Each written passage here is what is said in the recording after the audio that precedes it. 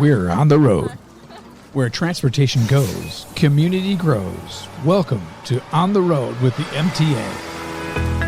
And welcome to another exciting edition of On the Road with the MTA. I'm Jay Gibbons alongside with Stephanie Kay from the MTA. We have a full studio today. We do, and I love this because it's a lot of new employees. They haven't been here that long. Yes, they look like half my age. I know, they're youthful, but I love about these guys is they have no inhibitions when it comes to anything on the computer. If I say, I think I lost a document, can you help me? They're like, no problem, let me do this. They're also so helpful. And you, Jay, being in IT, you know how important that is. Very, very important. That's good to know. I'll have to write that down and keep a note so when I need some assistance in the computing department. Yeah. The best. So how long have you been here, Jay? 8.5 years now, I think. That's Jay Gibbons. He's in our IT department. That's a long time. And he used to be in radio as well. Yep.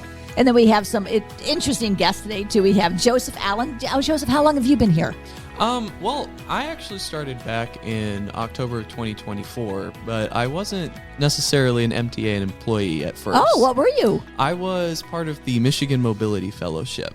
Tell us about that. What's that all about? That was the inaugural cohort I was a part of. It's a 15-month program. Had a couple of different sponsors at the state level through the Office of Future Mobility and Electrification, OFME. May not have heard of it, but it's part of the governor's offices. Yeah. And then a couple of other sponsors like Michigan Central. That's the big train station that they just reopened. Oh, in cool. Detroit. I want to get tickets to go see that. So the corporation that kind of runs that building, they're helping a lot of mobility-based startups down there. And I saw a commercial for that. And that Duggins, he's actually one of the persons that got that started, and he's running for governor. Yep. I would vote for him just seeing that commercial. How much he's done for Detroit, brought that back. Well, I have no political sponsorships. Oh, no. I'm sorry. No, I'm not endorsing anything. I just meant I saw how much he had done down there, and I was really impressed by all that. So tell us more about that. Yeah, Detroit's made a huge turnaround, and you know, Ford put a lot of money into turning that train station and kind of some of the surrounding buildings into, you know, a really nice mobility-based area. One of the first parts of the country, there's a little stretch of road right outside the station now that charges electric vehicles without plugging them in. It's just the road charges them. Oh, that's cool. I've heard about that. I didn't know we had that down there. That's pretty impressive. Yeah. So did you invent that? Oh, I wish. Just go with it. Say, I'm no engineer like that. But back to the program that I was a part of. So the Mobility Fellowship, as kind of part of the program, we get placed with mobility-based startups or agencies all around the state. And my cohort was mostly like recent graduates. I myself graduated in May of 2024, so it took me a couple months to find out what I wanted to do. Sure. I didn't even know if I wanted to necessarily stick around Michigan, but I found out about this opportunity, and MTA was one of the sites that was selected for the first cohort. Interesting. So it was the first thing you did when you came to MTA? Was your first position? Technically, the same one I'm in now. I was brought into the planning department, and I was asked to lead our pilot program with Rides to Wellness, where we were testing out some electric vehicles that we had gotten about a year beforehand. And, you know, with electric vehicles, there's a bit of a learning curve, especially when it comes to transit. You know, how much do they get to charge before they have to get put out on the road? How far can they go once they're actually out on the road? How long can they stay in service? Making sure our drivers and our operators knew how to use all the technology that we had. So yeah, I created a policy manual for us and tracked the performance of the vehicles over the past year and made some recommendations about maybe replacing a little bit more of our fleet with these types of electric vehicles. Really? So you found it to be beneficial that they were... Yeah, for the most part. I think, we're not in a great climate for electric vehicles. I was going to say, does the cold affect that a lot? Yes, it does. So especially when they're bigger, I don't know if you guys know what Ford Transits are, but they're the bigger vans, right? Yes. Those, don't get great mileage when it's really cold outside. Sure, makes sense. But the SUV type vehicles, those are very efficient, and you could still get 175 miles out of those on a really cold day, and good to know. 250 on a nice day. How long does it take to charge those things? Yeah, I was going to say. Yeah, it depends. For electric vehicles, there's two types of chargers that you can use. There's the AC, we call them level 2 chargers. Those are the types that you plug in overnight, and so those could take anywhere, if you don't have let's say you start with a 20% charge. It's going to take, a couple of hours to get back to a full charge. Yeah. But then there's also the DC fast charger. That's the real powerful, punchy charger, and that only takes 30 minutes to get you up to a full charge. Oh, that's not bad. And we have those on our facility here at MTA. We do, yes. Are there many of those located other areas? They're starting to pop up Are around. they? Okay. Like if you're at Meyer over on, Pearson Road or something, you could find one there? Yep. Yeah. I know there's a few like in downtown Flint. Oftentimes like dealerships will have ones that, their employees might use, or some office buildings too, if they feel like a lot of their employees need it. Consumers Energy has an initiative also where multifamily complexes, apartment complexes can install for pretty cheap. Nice. Well, now when I talked to you before, you were talking about wanting to be a lawyer, weren't you? Yeah. So, my plan for this fellowship that, ended back in December. So now I'm a full-time employee with MTA. Which we're glad to have you. Yay. Yay. Good. And I'm happy to have stuck around. But I've submitted some applications to go to law school. I really love all things like planning related, transportation, real estate development, all that good stuff, housing. And I think getting a background in law would be really helpful to move forward in my career. Sure. Maybe you could be the lawyer for MTA. Yeah. You never know what the future could hold. Y'all getting a lot of lawsuits lately? I hope not. I hope not.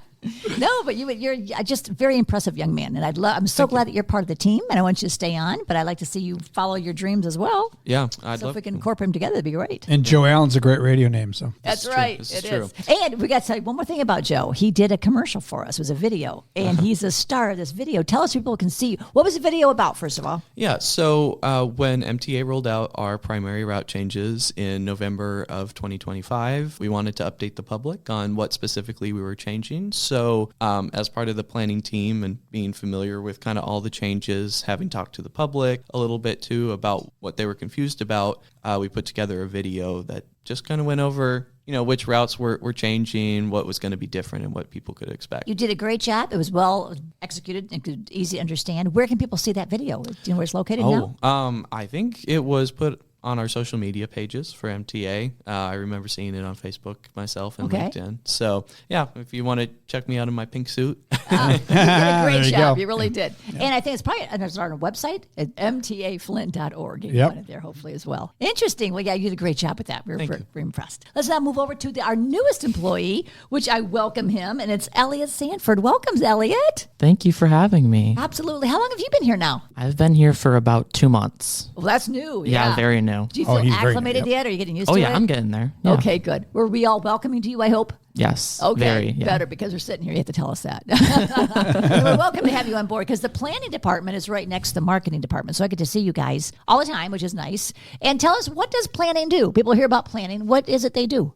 We do a lot of things. I'm pretty sure Joey can vouch for this. You can jump in. Yeah, sure. Yeah, feel free to do that. So we do things like those route changes. So trying to optimize and make those routes more efficient to serve more people and utilize our resources the most efficiently. I personally do a lot of data management, just making sure everything is up to date so that we can make those educated decisions. We also go out in the field and we measure things. We take looks at the stops. I'm also currently working on our stop amenities plan. So we're trying to identify stops that could use shelters and benches and things like that. Sure. To make that experience more comfortable for those riders. And I know Ben's part of your team too. He was unable to be here today, but he hooked me up with the Boys and Girls Club, because they adopted a bus stop, which means they take care of it, they clean it up, but MTA gives them all of the supplies in which to do that. So can more people do that, adopt a bus stop or a shelter? Yeah, so that, I believe that form is on our website, so anybody can just fill that out and apply for that. Yeah. So how did you find out about MTA? How did you get here? I just saw the job posting on on Indeed.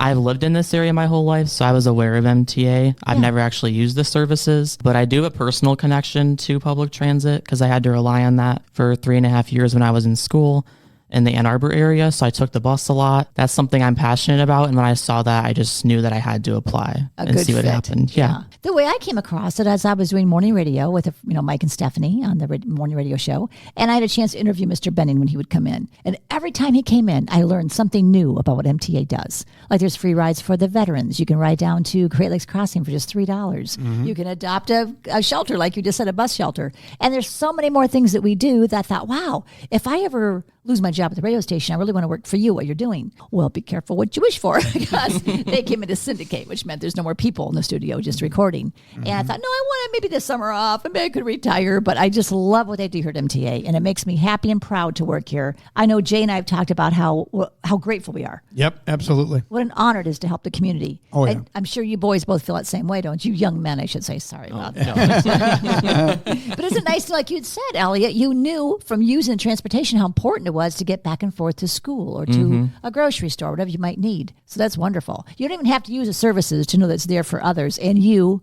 if you ever do need it, it's like a little insurance policy, which is great. Because our rides to wellness, they can come to your house in 30 minutes and take you where you need to go if it's anything health and wellness, like the grocery store or a doctor's appointment or maybe a dentist appointment. And that is great to know it's there for you if you need it. You might drive right now. Mr. Benning said you might be driving today, but you might be riding tomorrow. So it's good to know it's there for you guys. We're really excited in our planning department to hopefully roll out a new service. Yes. Sometime soon. Can you give us a little hint about what that might be? Yeah, so we're looking into microtransit, which would be a curb-to-curb service for anybody in the general public to use within a certain zone, 4 miles by 4 miles. Yeah. We're hoping to launch that a little bit later this year. You'll be able to book rides in the app or call ahead. Pretty much, 30 minutes before you need the ride, you can request it, and we'll be able to take you anywhere in that zone you need to go. Almost like a personal Uber. It's like right there. You can just call it and do it. Yeah, but hopefully more affordable. Yeah, a lot more so for sure. And dependable, which is nice and close. So I know, Elliot, there's also an app coming too. Do you know about that? The app they're going to be using to help you find the rides? Yep, so I believe that's the VIA app. Yeah, we'll have our VIA app for the people who want to use your ride, Rides to Wellness, and microtransit.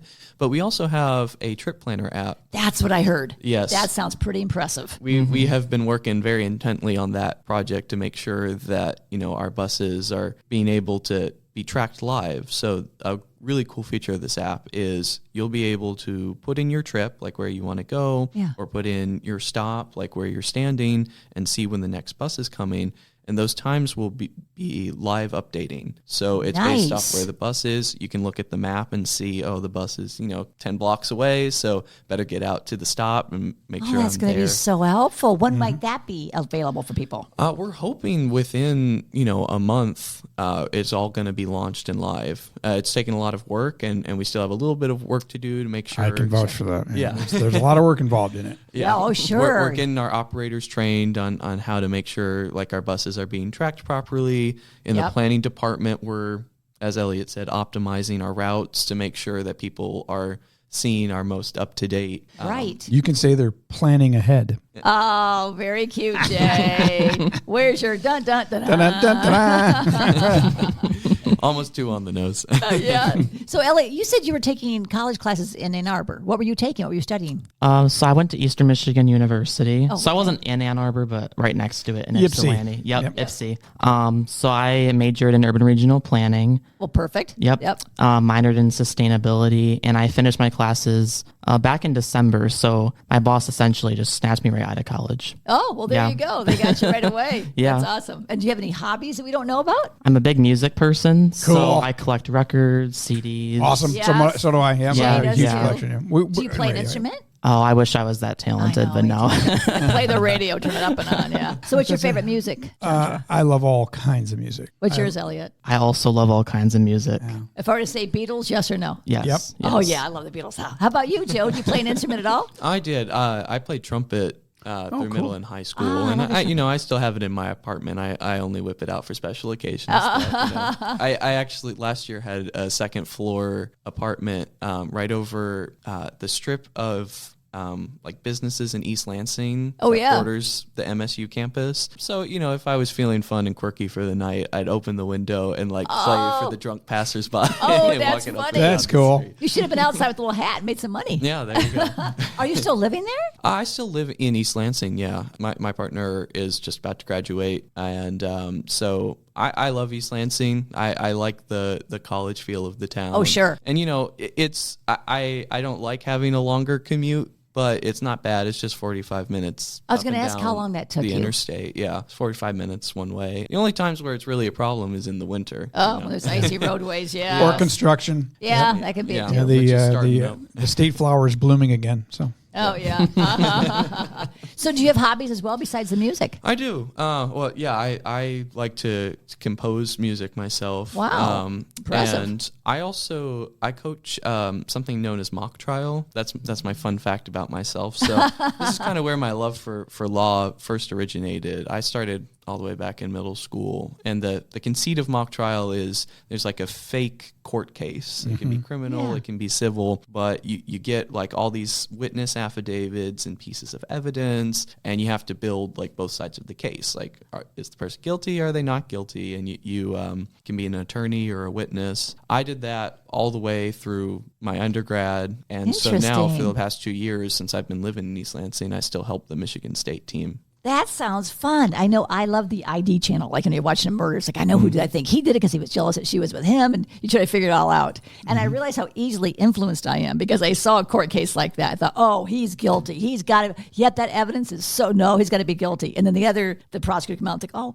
he might not be guilty. I think he might be innocent. I think he was framed. I thought, oh, I'm too easily influenced by the great lawyers when they can do that for you, make you think differently like that. It's a talent. It is, because you wouldn't want to put them away if they were innocent.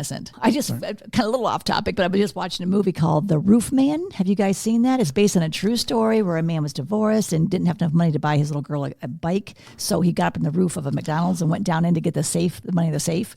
But he was so nice, he took the employees and said, well, just get in the freezer so you can't be responsible for not stopping me. And the guy said, but I don't have a coat. He said, why don't you have a coat? He said, I just didn't bring one. Oh, take mine. He gave him his coat to get in the freezer. So it's kind of a funny story because I was rooting for him, like, oh, I don't want him to get caught. But yet, well, he was, a criminal, so he had to get put away. But then he escaped, and he hid away in a Toys R Us for like longest time. He lived behind the wall. Yeah. Did you see that, Elliot? I did see it, yeah. Wasn't that good? I was also rooting for him, which I probably shouldn't be. But I know. And it's Channing Tatum. Who's not going to vote for him, right? Yeah, exactly. And we were just talking about a law, that like, I want him to get off. Yeah, so well, that's good. It's on Netflix? Yes, I do believe it is. Okay. Because it was free. To look it up. Roof Man. Roof Man. And then what I do when I do that is I like to go to YouTube and see the real people to see what they look like and see their story. And that followed it almost to a T, what happened. So it's just interesting. I like true stories in the crime for some reason. They say a lot of people like crime, especially women. Have you found that to be? Oh, well, I mean, I haven't committed any crime myself, but I will say, like, for mock trial, we do have a lot of fun building the defense side of the case where we're explaining, like, why people did the things they did and coming up with alternate theories of how things occurred is really fun. And this kind of world building that we have to do in the activity, we can't go too far outside the established facts. Oh, sure. But they give you a lot of gaps and holes in between to fill in with all sorts of fun stuff. Do you try to take true trials, like true crimes really happen, or do you totally make them up on your own? It kind of depends.